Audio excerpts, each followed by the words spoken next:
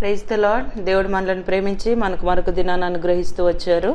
అందును బట్టి దేవునికి స్తోత్రం. ఉదయకాలము దేవుని వాగ్దానం నిర్గమకాండము 34వ అధ్యాయము 10వ వచనం. ఇదిగో నేను అద్భుతములు చేసేదను. సో దేవుడు మనల్ని ప్రేమించి దినమంతటి కొరకై ఈ ప్రశస్తమైన వాగ్దానాన్ని మనకు అనుగ్రహిస్తూ వచ్చారు.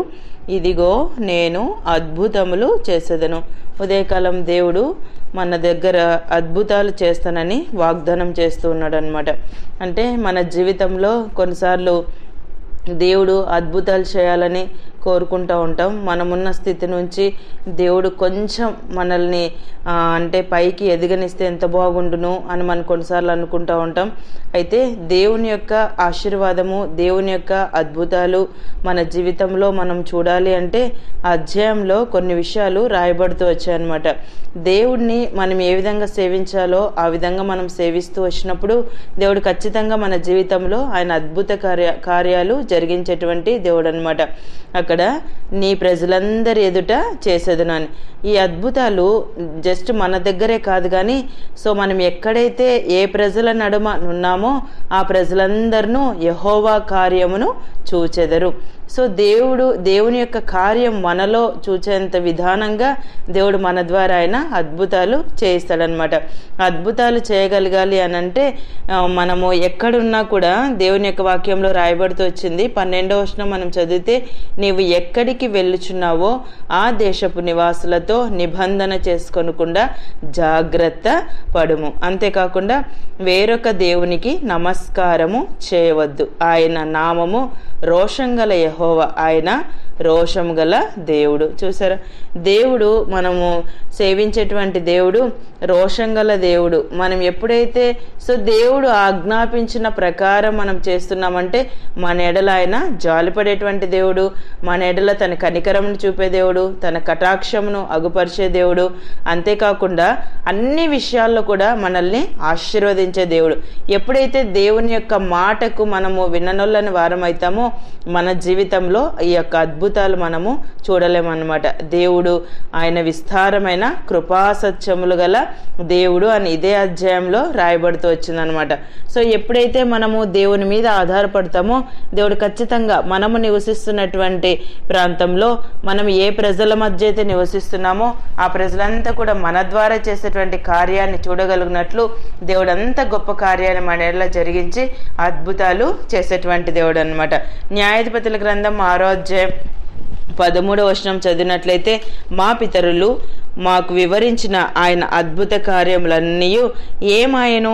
యెహోవా మమ్మను విడిచిపెట్టి మిద్యానీల చేతికి మమ్మను అప్పగించనని అతనితో చెప్పాను. చూసారు, ఇక్కడ గిద్యోను ఏమంటున్నాడు? ఈ దేవుడు అంటే మా పితరులు మాకు వివరించిన కార్యాలన్నీ, ఈ అద్భుత కార్యాలన్నీ కూడా ఏమైపోయినాయి?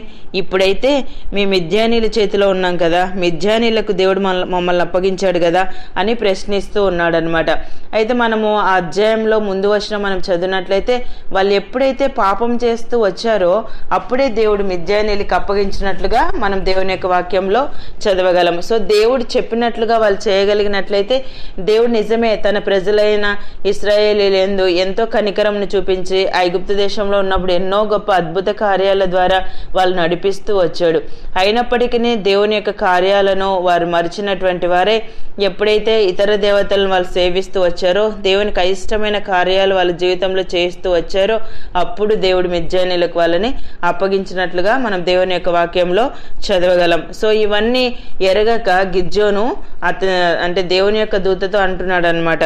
మా పితరులు మాకు వివరించిన కార్యాలు ఏమైపోయినాయి? ఆయన ఇప్పుడు మమ్మల్ని విడిచిపెట్టి మిద్యానీలకు అప్పగించాడు కదా అని. మనం కూడా అలానే అంటుంటాం. మన జీవితంలో ఎన్నో అద్భుతాలు మనం చూస్తాం.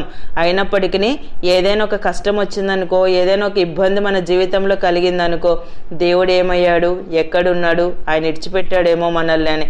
ఎప్పుడు కూడా మనం దేవుని ప్రశ్నించే వారంగా ఉండకూడదు. ఆయన చేస్తాను అంటే ఖచ్చితంగా చేసి చూయిస్తాడు.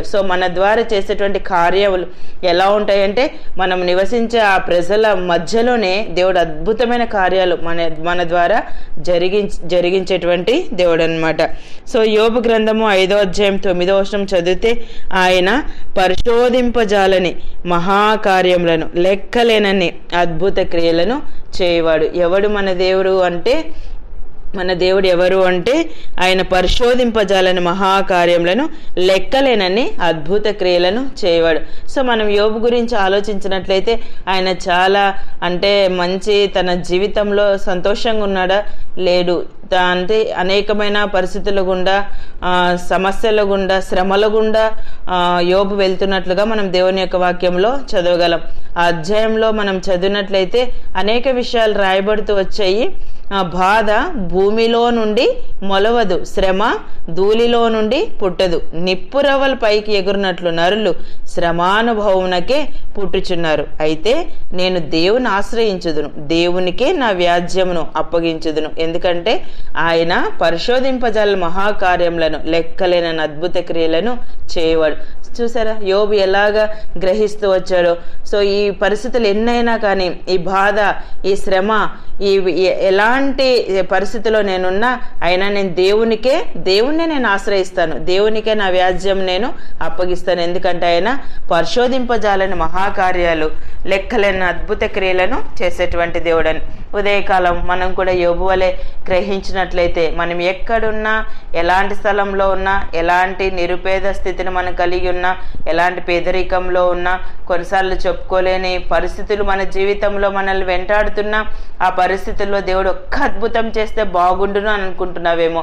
స్టూడెంట్స్ అయితే మామూలుగా చదువుకుంటున్నప్పుడు కొన్నిసార్లు అనుకుంటారు, ఈ ఒక్కసారి దేవుడు నాడలా తన అనుగ్రహం చూపితే బాగుండు, ఒక్క అద్భుతం చేస్తే బాగుండని. దేవుడు ఖచ్చితంగా నీ జీవితంలో అద్భుతములు చేస్తాడు. ఉదయకాలం దేవుడు నీకు వాగ్దానం చేస్తూ వచ్చాడు, ఇదిగో నేను అద్భుతములు చేసేదను. మనం ఎక్కడున్నామో ప్రజల మధ్య దేవుడు అద్భుతములు చేసి మన ద్వారా దేవుని యొక్క కార్యాన్ని బయలుపరిచేటువంటి దేవుడు అనమాట. ఉదయకాలం దేవుడు ఇచ్చిన ప్రశస్తమైన వాగ్దానం మన జీవితానికి మనం అన్వయించుకొని ముందు కొనసాగినట్లు ప్రభు మనందరికీ సహాయం చేయను గాక. ప్రార్థన చేసుకుందాం. ప్రియమైన తండ్రి, మీకు వందనాలు. యేసయ్య, మమ్మల్ని ప్రేమించి మాకు అనుగ్రహించిన ఈ శ్రేష్టమైన వాగ్దానాన్ని బట్టి స్తుతిస్తున్నాను ప్రభా. ఇదిగో నేను అద్భుతములు చేసేదని సెలవిచ్చారు. ఉదయకాలం నిత్య జీవపు మాటలు వింటున్న మీ ప్రజలందరినీ కూడా జ్ఞాపకం చేసుకునండి.